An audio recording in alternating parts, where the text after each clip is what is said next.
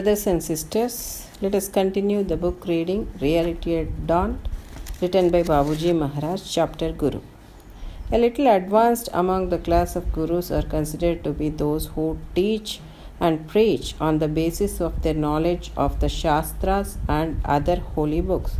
They have established orders and ashrams where they enjoy a kingly position among their followers. They go out and address large audiences, telling them what to do and what not to do, and explaining to them problems concerning Maya, Jiva, and Brahma. People flock to them in thousands to hear their sermons, admiring their high ideas and extensive knowledge, and regard them as great Mahatmas or saints. They ask them numerous intricate questions, and if they are able to answer them out of their stock of the knowledge of Shastra, their greatness as Mahatma is established in their minds, and they are induced to accept them as gurus. But really, they have thus put to test their learning and not the real worth. It must well be borne in mind that it is not learning or knowledge that makes a man perfect, but it is only realization in the right sense that makes a true yogi or saint. It is just possible that the man who has thus impressed you with his outward form, learning, or eloquence may be at the lowest level as regards practical attainments. Knowledge, therefore, is no criterion of a true Mahatma or yogi. Similarly, the real test of a Mahatma or Guru is not his miracles or his extraordinary ways and manners, but only his practical attainments on the path of realization. The popular meaning of a Mahatma as a great individuality does not seem appealing to me. I would define a Mahatma as the most insignificant being, or rather a neglected figure, beyond all feelings of greatness, pride, or egoism, dwelling permanently in a state of complete self-negation. There are some who hold the view that knowledge, being the preliminary stage of realization, is essential and indispensable. I do not agree with them on the ground that knowledge is only an achievement of brain, whereas realization is the awakening of soul and hence far beyond its scope. In books on spiritual science, we read much about the conditions of mind at various spiritual stages and get acquainted with them, but as regards practical attainments, we are far away from them. We can talk to people about those conditions, advance arguments for and against them, and establish our superiority in learning, but inwardly we are quite ignorant of them. We attend lectures and hear sermons on Gita. We recite portions from Gita regularly every day. We read commentaries on it written by great men of learned, but what practical effect is thereby produced upon us?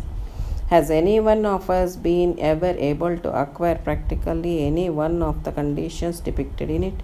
They may, however, repeat the words world is Maya, man is Brahma, and so on, but inwardly they are quite unconscious of what they speak in words. None has ever been able to develop the conditions discussed therein, just as Arjuna did when he heard it from Lord Krishna. Gita, as we have it today, is really a commentary on what Lord Krishna spoke to Arjuna on the eve of the battle of Mahabharata. Lord Krishna had actually transmitted the very conditions explained by words of mouth into the heart of Arjuna, with the result that Arjuna was literally feeling the same condition prevailing all over, both within and without. Thus, it was that every word which he heard descended right into his heart, producing a permanent effect. The cause of failure of modern teachers and preachers of Gita to produce the desired effect upon the mind of the hearers is their lack of power to transmit those conditions. The various conditions of mind discussed in the Gita are really the different stages which a man comes across during his march on the path of spirituality. They develop automatically from within. Formal means adopted to acquire a particular state of mind at a premature stage increases internal grossness, which is detrimental to our progress. Here Babuji Maharaj is explaining us about the little advanced gurus who teach and preach on the basis of their knowledge of the Shastras and other holy books like Ramayana, Mahabharata, Bhagavad Gita, etc. And here they establish some ashrams and they enjoy the kingly position among their disciples. And even they go out and address the large audience, explaining them or teaching them what to do and what not to do, and also explain them about the problems concerning Maya, Jiva, and Brahma.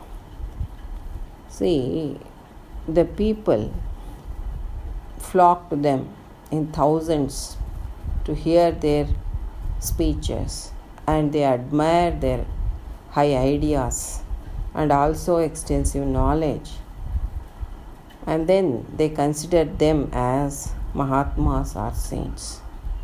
They ask them numerous intricate questions, and if those so-called gurus are able to answer them from their treasure of knowledge of Shastras, then they will be considered as Mahatmas.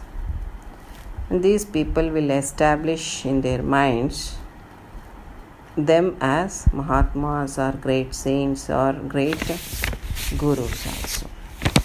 But according to Babuji Maharaj, these gurus were tested by the people for their learning or knowledge and not the real worth, that is their internal condition.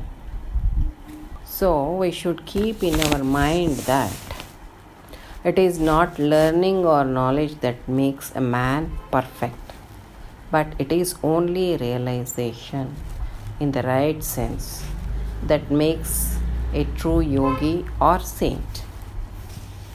The man who impressed the people with his outward form of learning or eloquence may be at the lowest level as regard to his practical attainments, that is his internal condition.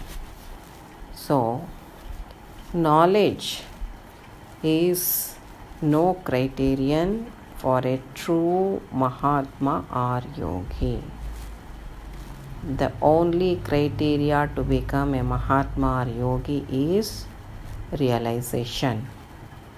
Similarly, the real test of a Mahatma or Guru is not his miracles or his extraordinary ways and manners, but only his practical attainments on the path of realization. So these points should be noted in our mind. Usually, the meaning of Mahatma as a great individuality is popular, but Babuji Maharaj is saying that it does not seem appealing to him because he is defining a Mahatma as the most insignificant being, or rather a neglected figure, beyond all feelings of greatness, pride, or egoism, dwelling permanently in a state of complete self-negation. Not even the awareness of self is there in him. He never feels great about him, no pride, no egoism. Completely he feels himself as an insignificant being. But some people may say that the knowledge being the preliminary stage of realization, and it is very much essential. But for that also Babuji Maharaj is not agreeing, and he is saying that knowledge is only an achievement of brain, whereas realization is the awakening of soul. See the difference. Knowledge is only an achievement of brain, so it is within the mental sphere. But whereas realization is the awakening of soul, and hence far beyond its scope. And in books on spiritual sciences, we read much about the conditions of mind at various spiritual stages. But as regards to practical attainment, the people who gain the knowledge through books and may deliver speeches are far away from the actual practical attainment of that condition. And we may read Gita regularly and may hear the lectures on Gita, and we may have discussions regarding the topics on Gita. But how many people who listen to Gita from the so-called great gurus have attained the same condition or even a single condition which has been depicted in Gita? No. No one has achieved. That's what Babuji Maharaj is saying. And the gurus may just repeat the words of world is Maya, man is Brahma, and so on. But inwardly, their condition is quite unconscious of what they are speaking. None has ever been able to develop the condition discussed there in Gita. Why it is so? Because Lord Krishna, when he recited Gita to Arjuna during the battle of Mahabharata, Lord Krishna transmitted that condition through his yogic power to Arjuna. Hence, the inner and outer condition of Arjuna was transformed to the condition what was transmitted by Krishna. Now, the so-called gurus who preaches Gita are not having that caliber and capability to transmit that state of condition into the people who listen to them. That's the reason why even after hearing Gita for hours together or for days together or months together, one cannot achieve even a single state of condition what has been recited in Gita. So, according to Babuji Maharaj, these are all the conditions which one come across during his march on the path of God realization. So, they have to develop in him automatically and naturally. And formal means adopted to acquire a particular state of mind at a premature stage increases internal grossness, which is detrimental to our progress. So, we should be very careful. So, it is possible only by the grace of capable master like Babuji Maharaj, who can transmit within us such a state of condition, and it naturally blooms within us automatically. Then only we can achieve that state of condition which has been depicted in Gita. Those are all the spiritual conditions. If we try for it artificially or forcefully, it becomes a hurdle for our spiritual progress. So, with this, dear brethren, I conclude today's satsang. Let us know more aspects in the forthcoming satsang. Till then, I take leave. Pranams. Namaste.